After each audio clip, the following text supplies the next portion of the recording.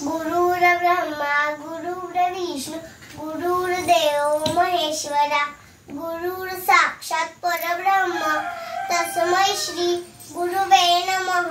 सर्वांना माझा नमस्कार। माझे नाव सानवी सुशांत टोळपे, इयत्ता पहिली शिकते।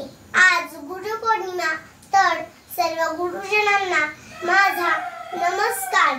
आज आषाढ शुद्ध पौर्णिमेला गुरुपौर्णिमा ही साजरी करतो, कारण आदिगुरु महर्षी व्यासांचा जन्म झाला होता।